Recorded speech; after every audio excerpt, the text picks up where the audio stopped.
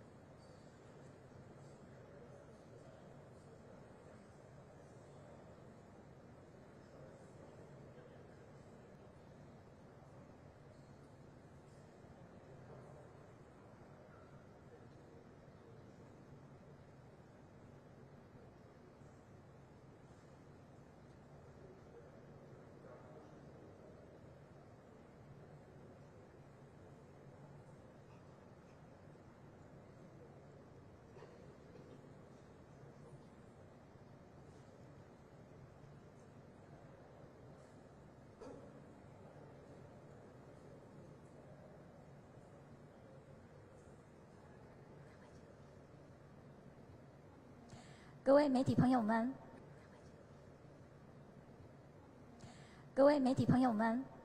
还有正在收看直播的观众朋友们，大家早！总统已经结束了美国联邦参院跨党派议员访团的接见，访团在稍后1分钟即将抵达我们的现场。Good morning, everyone. Thank you for joining us today. Our event will begin momentarily.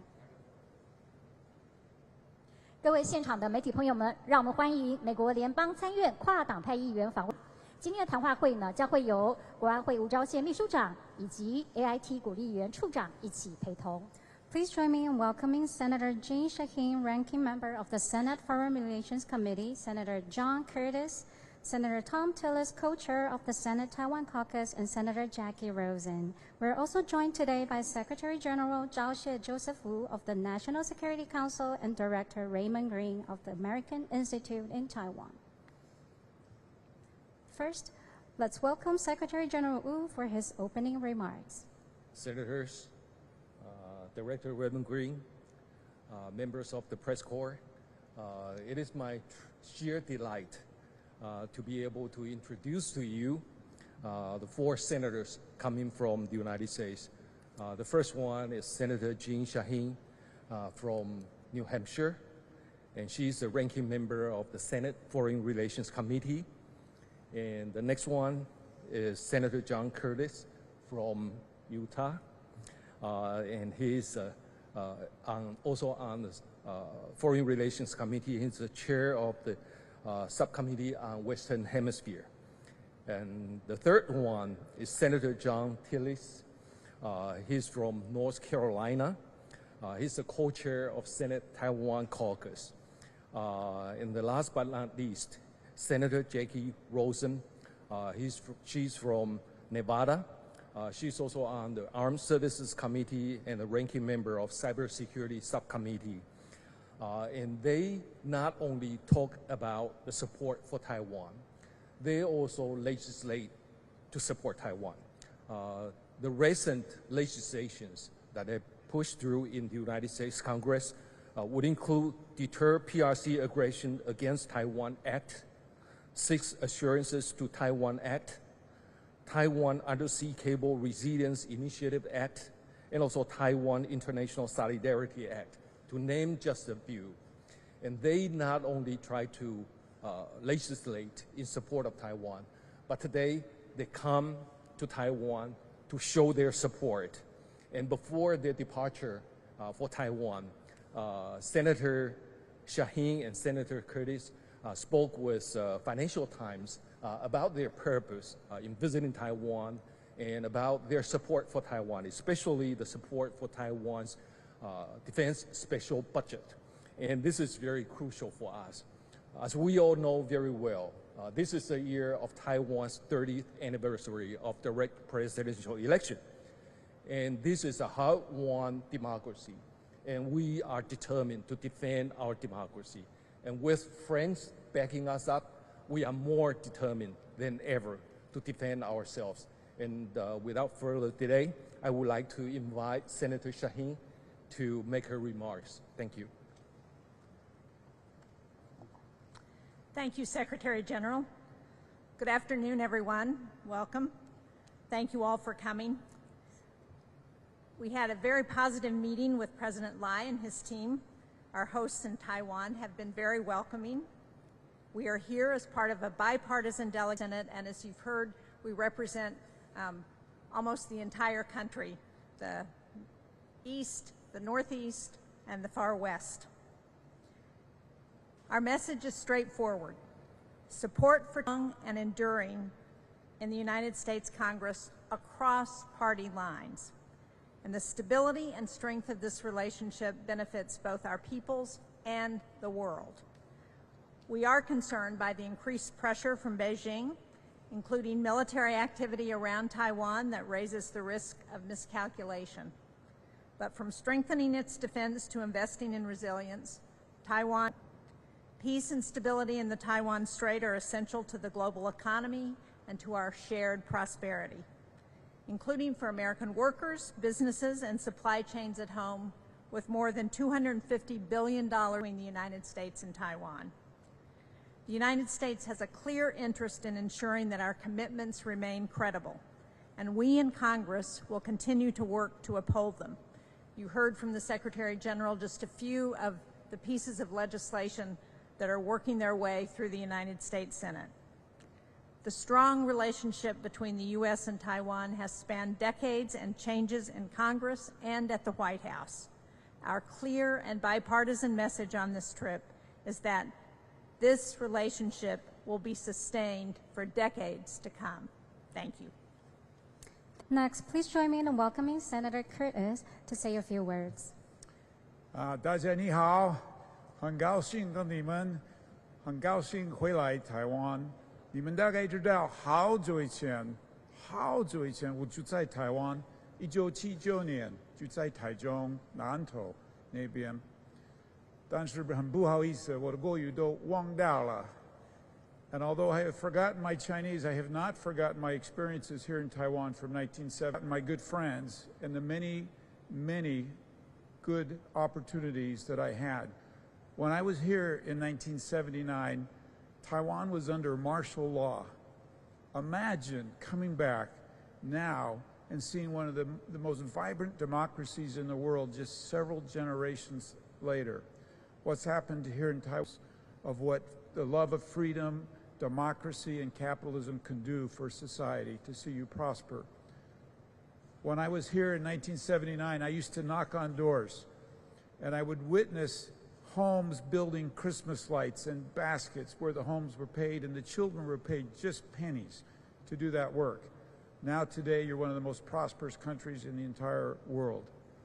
I echo my colleagues' comments about us being here being symbolic of the relationship and the importance of the relationship between the United States and Taiwan. Message and demonstrate to the people here in Taiwan that we are together a very important part of the safety and the unity around this world.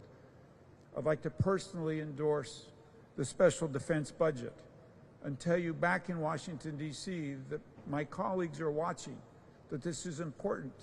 We want to invest in this part of the world, that you are also investing and that we're in this together. So this passing of the special defense budget is very important to me and my colleagues back in Washington, D.C. I look forward to many continued visits and coming back and watching your country continue to prosper. Thank you. Thank you, Senator Curtis. Next, we invite Senator Tillis to deliver his remarks.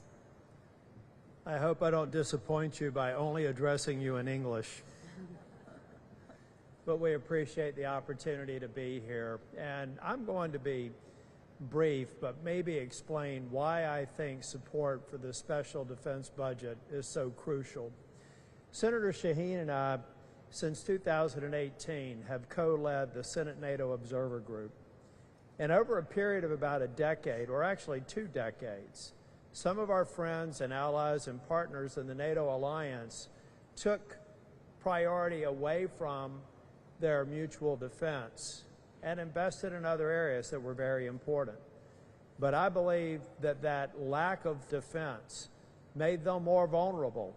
And in some senses, we'll never know, but a $2 trillion shortfall in a NATO budget over 2 decades may be one of the reasons that Vladimir Putin felt safe in his incursion into Ukraine.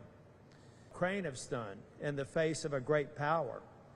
By their passing budgets, by getting support, and by understanding asymmetrical warfare and employing it on the battlefield, they have become the most powerful army in Europe.